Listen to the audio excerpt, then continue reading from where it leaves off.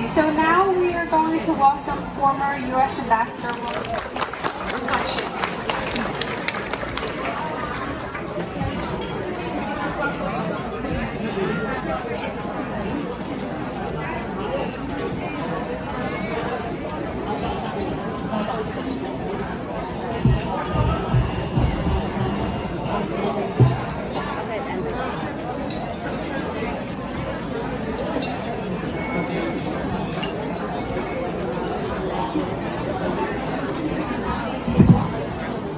From Chumlip Suo, Lok Jorum Tang Oknia, Jipisa Lok Jiu Hong, Da Neta, Kim Som Chen, My Ponmante. Like your battery, my feet don't hang.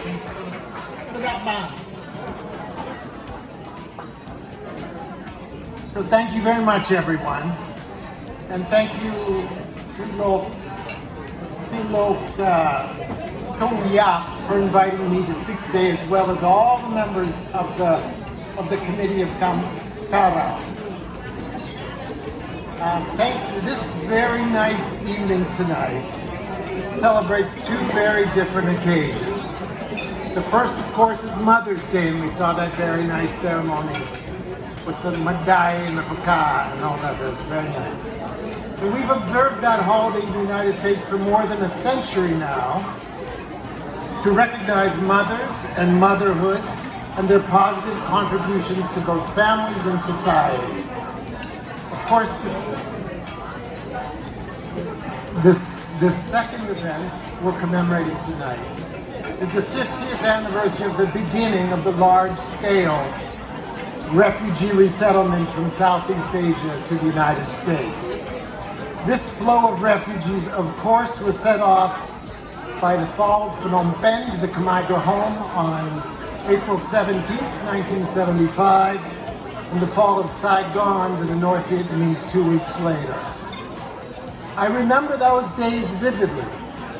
I was 13 years old back then, but already very interested in international affairs. I remember feeling, I was very young, but I remember feeling that something ominous and historical had just happened, and that the United States and the world would never be quite the same again.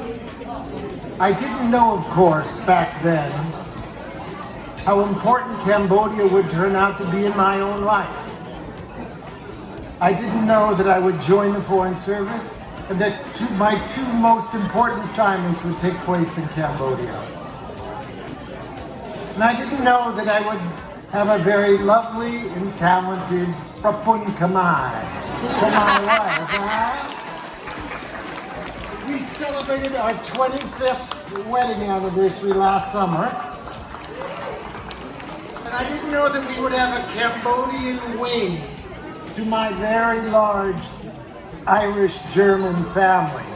And in fact, my brother-in-law and sister-in-law are here tonight as well. They flew all the way from Oakland to join us. And I didn't know back then, 50 years, oh, here's you, you're gonna come up, stand here.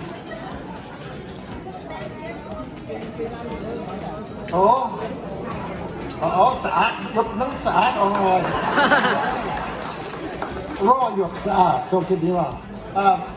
And I didn't know back then that someday I would have a Gongat Kamai, a half Kamai son, who's going to graduate from college next weekend, and he's very proud of his Cambodian heritage. Yeah. And like that other young guy, his middle name is Soria too, so. I mentioned these details, these personal details, because in a way, that's the point of this event tonight. The idea that family and community are what power us through both the difficult days and the good times.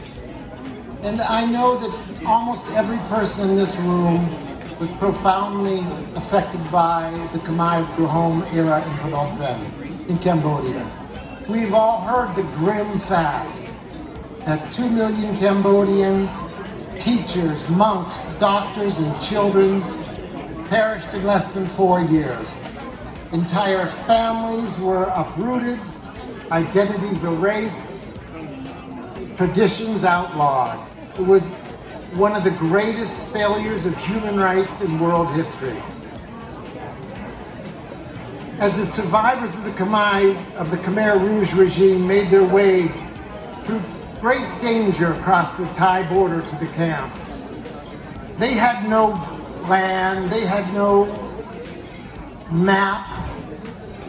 Many had lost homes, loved ones, and even the right to speak their own language. But they rebuilt. They crossed oceans, and 200,000 from 1975 to 1994, 200,000 Cambodians came here to settle in the United States. The older people in this room will remember how incredibly difficult that journey was. Many refugees carried trauma that lingered across generations. Families newly arrived in the United States faced discrimination, gang violence, and poverty. When I was ambassador, we made a trip to Long Beach. It was actually for Khmer New Year. It was a lot of fun. But while we were there, we toured an exhibit of photos from the early days of the Khmer refugee resettlement in Long Beach. And I was struck then by how poor and dispirited and sad the community looked back then. And of course, this was very understandable given the trauma they had all just gone through. But you know what?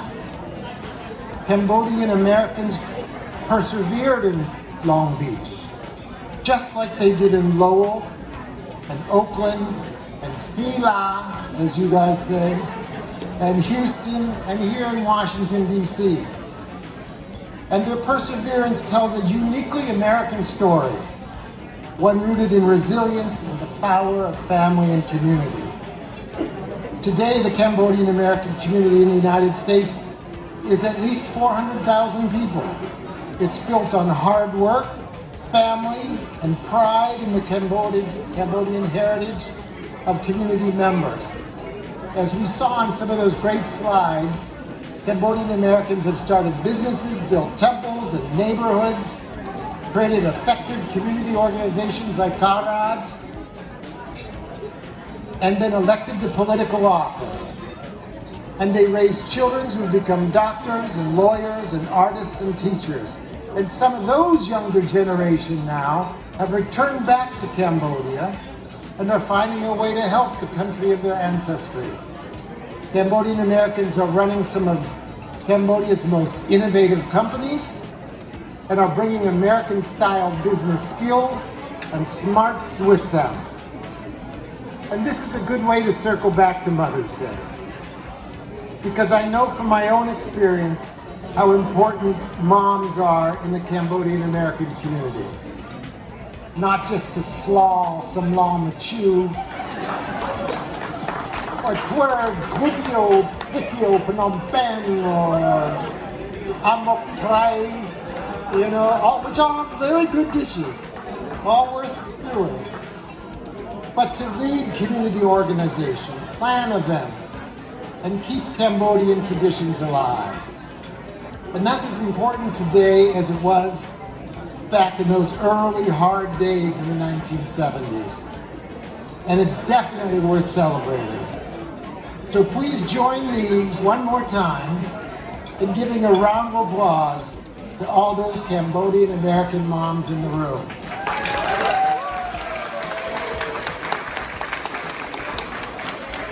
Thank you very much, everyone. I'm looking forward to a great night tonight and to the Hello Band and maybe a little Roam too. So thank you. Thank you, President Angkor Association in Nasrai Baruni Kim Ngamaupi Cambodia Day. Come on, Kunchiran. Right, Montomaket and so much in the chain. The Madam Lang to take Yon from the training. I saw meជួយចាស់ដៃនឹងលើកធំឡើងដែលលោកជីគាត់នឹងជម្រាបជូនបាទសូមអរគុណជួយលោកជីបាទសូមជម្រាបសួរបងប្អូនទាំងអស់អរលោកស្រីទាំងអស់ជាកិត្តិយសខ្ញុំគេអញ្ជើញមកហ្នឹងមិនមែនគេអញ្ជើញឲ្យខ្ញុំមកច្រៀងទេគេថាឲ្យខ្ញុំនឹងមកជួយគេថាទាំងអស់គ្នាលើកកែវដើម្បី អបអរសាទរនិងអរគុណដល់សហរដ្ឋអាមេរិកដែលបានជួយខ្មែរយើងចូលក្នុងស្រុកអាមេរិកសូមបងប្អូនទាំងអស់គ្នាលើកកែវឡើងសូមបំពេញកែវឲ្យលើកកែវឡើងបាទសូមមេត្តាក្រោកឈរក៏អាចបាទសូមអរគុណបាទចាសក្រោកឈរទាំងអស់គ្នាប្រសិទ្ធពរជ័យហើយនៅពេលដែលយើងបានទទួលជោគជ័យនៅក្នុងអាមេរិកនេះបាទនឹងហើយសូមអរគុណបាទហើយទាំងអស់គ្នាសូមស្រែកថាអរគុណអាមេរិកណាបាទក្រោកឈរទាំងអស់គ្នាបាទសូមមេត្តាក្រោកឈរទាំងអស់គ្នាជាសេចក្តីគោរពនៃសេចក្តីអរគុណដល់សហរដ្ឋអាមេរិកដែលបានជួយពួកយើងដូច្នេះយើងធ្វើសិទ្ធិពលរំលឹកគុណដល់បញ្ហាទាំងអស់ដែលគេបានជួយពួកយើងបាទហើយ